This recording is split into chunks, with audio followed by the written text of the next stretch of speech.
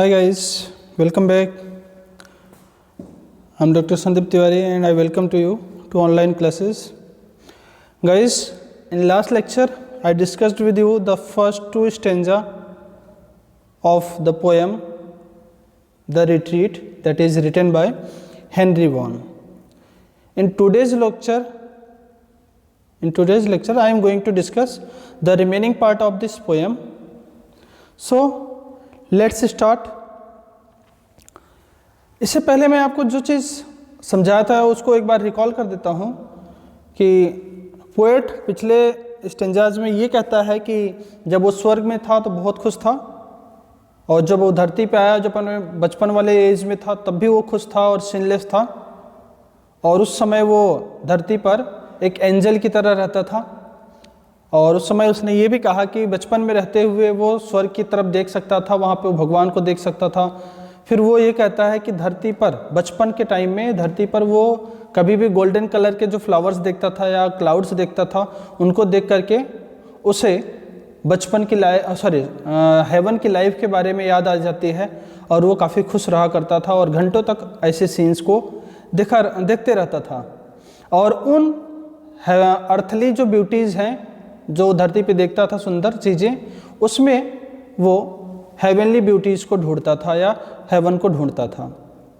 उससे आगे की बात करें, before I taught my tongue to वॉर्न my conscience with a sinful sound और had the black art to dispense a several sin to every sense but felt through all this fleshly dress bright suits of everlasting। वॉर्न मतलब होता है hurt करना, किसी को चोट पहुंचाना। सिंफुल साउंड मतलब विक्ड वर्ड्स, बुरे शब्द यूज करना, किसी को बुरा बोलना। ब्लैक आर्ट विक्डनेस, बुराई।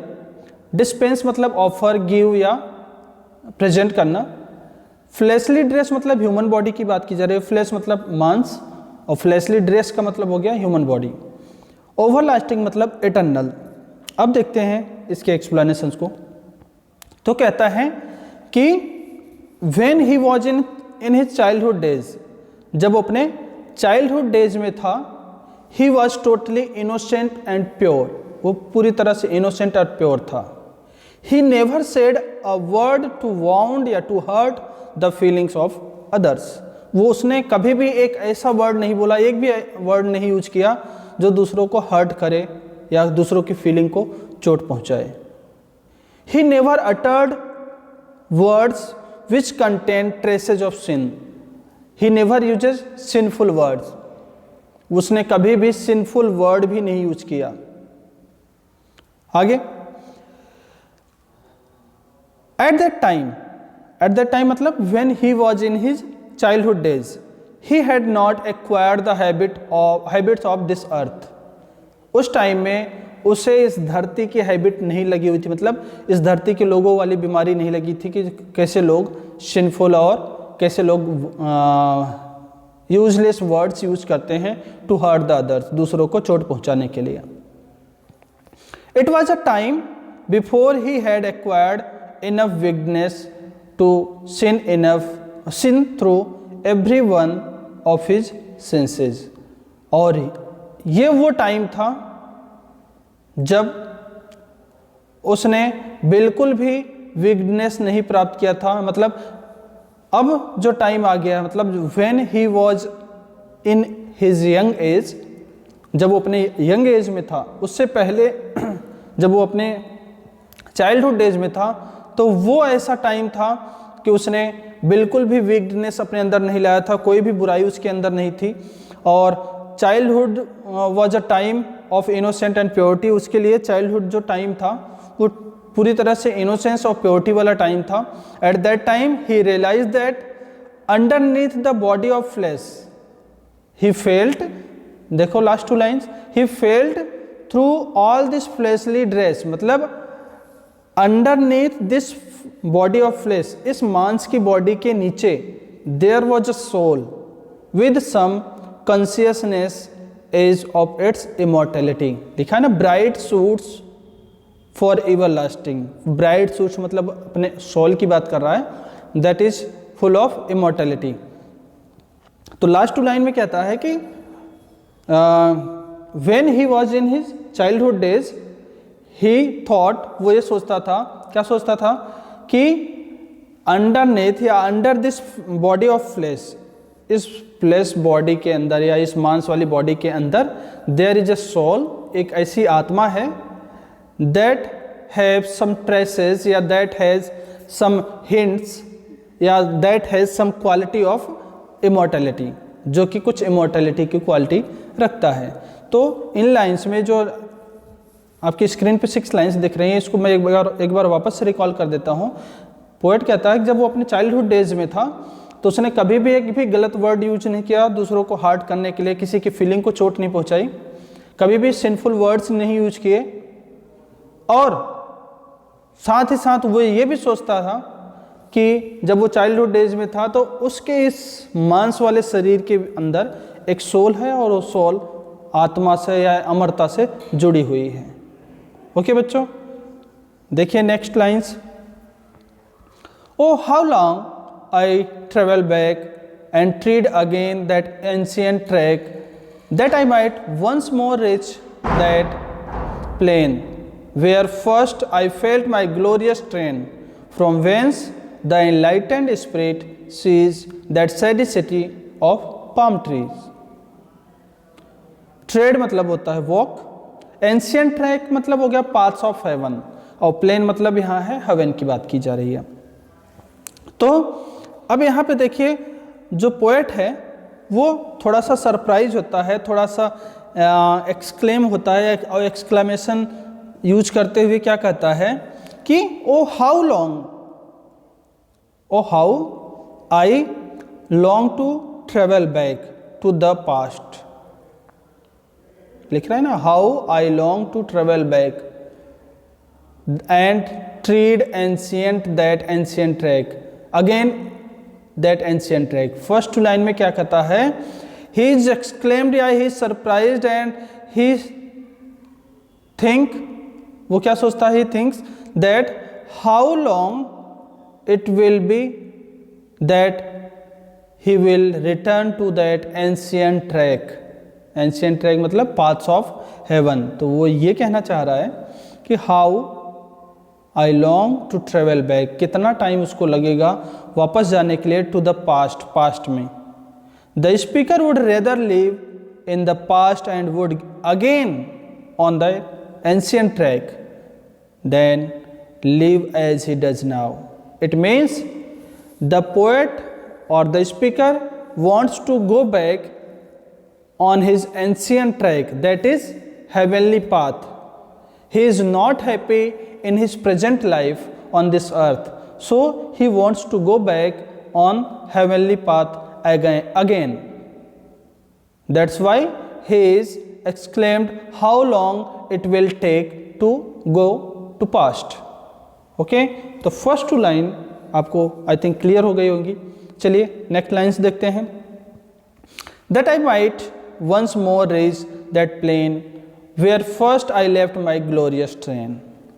पोएट क्या कहता है, the poet says that he longs to go back, he desires to go back to heaven where he was before he came this earth. It means he wants to go back in that state, in that place where he was before coming on this earth. इस धरती पे आने से पहले वो जहाँ था वो वापस वहीं पे लौट जाना चाहता है। ऐसी विश या ऐसी डिजायर वो अपने अंदर रखता है। He wants to move along on the paths of heaven where he used to move along with others. लिख रहा है ना, once more reach that plane, वो वापस से वहां पहुंचना चाहता है और वहां पे वापस से उस पाथ पे मूव करना चाहता है जहां पे वो मूव करता रहता था। तो he wants to move along on the paths of heaven where he used to move along with others, दूसरों के साथ वो चलता था। He wants to become a part of heavenly retune again, वो वापस से हेवनली रिट्यून या हेवनली साउंड का वापस से एक पार्ट बनना चाहता है।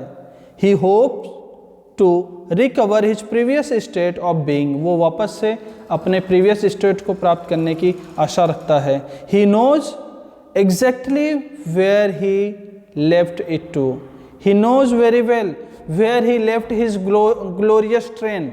उसने अपने इस ग्लोरियस ट्रेन को, इस हेवनली पाथ को कहाँ छोड़ा है? He knows it very well. वो इसको बहुत अच्छे से जानता है. The spirit which represents his youth is able to see shady city of palm trees from where it rests. और यहाँ पे, कहाँ पे?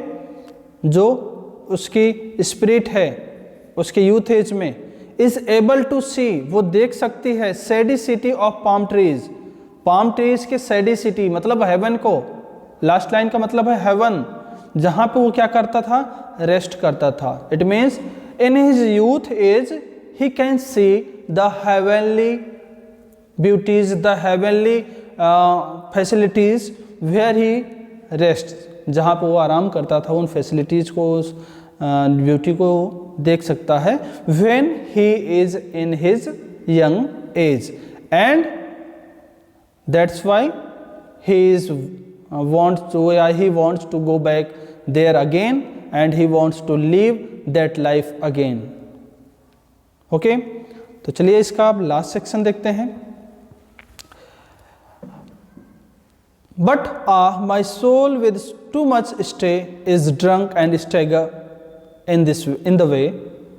Some men a forward motion love, but I by backward step would move. And when this dust falls to the earth, in that state I came return. Forward motion love मतलब move forward, आगे की तरफ बढ़ना. Dust fall to the earth मतलब death हो जाना, dust मतलब body, और अर्थ मतलब कलश, जब अस्थि कलश तैयार हो जाए, इट मीन्स जब डेथ हो जाए. दैट स्टेट मतलब स्टेट बिफोर बर्थ, वो उस कंडीशन में चल जाना जहाँ पे वो जन्म से पहले था. तो देखिए in last 6 lines, he is sad, the poet is sad, वो बहुत दुखी है. क्यों दुखी है? ही मॉर्न्स, वो दुख व्यक्त करता है. He express his sadness that he will never return that place again. He will never return that place again. वो वापस से उस जगह पे वापस से लौट नहीं सकता, या उस जगह पे वापस से जा नहीं सकता. कौन सी जगह की बात कर रहा है? हेवन की. The poet is sad to think that he has been on this earth for so long, a period that he cannot now go there. First line में बोलता है ना, my soul with too much stay, मतलब I have spend too much time on this earth, इस धरती पे मैंने बहुत सारा टाइम बिता दिया है. And it is very difficult to me to go back, और अब मेरे लिए बहुत ही डिफिकल्ट हो गया है वापस जाना. आगे कहता है वो, prolong dwelling on the earth he made him incapable of going to heaven. मतलब after living a long time on this earth he is now incapable, अब वो बिल्कुल इनकैपेबल है टू गो बैक, वापस से जाने में बिल्कुल असक्षम है, वो नहीं जा सकता. क्यों? क्योंकि he is totally involve in earthly pleasure, in earthly world, क्योंकि वो धरती पे आकर धरती वाली चीज़ों में खो गया है, धरती वाली चीज़ों को सीख लिया है, उसके अंदर पाप आ गए हैं, उसके अंदर सांसारिक दुनिया में जैसे लोग रह रहे हैं वैसी क्रिएटिविटी उसके अंदर भी आ गई है. That's why it is very difficult to him to go back. Okay, आगे वो कहता है, some men a forward motion love, but I by back steps would move. बोलता है कि हिज लेग्स, बोलता है most of man on the earth, बहुत सारे लोग इस धरती के क्या चाहते हैं? Always want to move forward and get worldly glory. Most of man या mostly the man of the earth like to go forward या मूव फॉरवर्ड. धरती के बहुत सारे या लगभग सभी लोग आगे बढ़ना ज़्यादा पसंद करते हैं. And to gain worldly glory, सांसारिक खुशियाँ प्राप्त करना ज़्यादा पसंद करते हैं. हाउएवर, जबकि लिखा है ना, but I by back steps would move. However the poet wants to go back to heaven from where he came। लेकिन वो वापस से जाना चाहता है कहाँ? हेवन, जहाँ से वो आया है।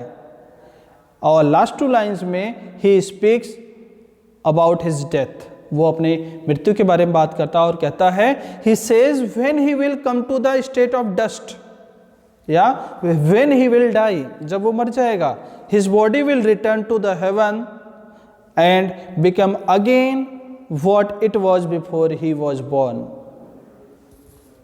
क्या कह रहा है?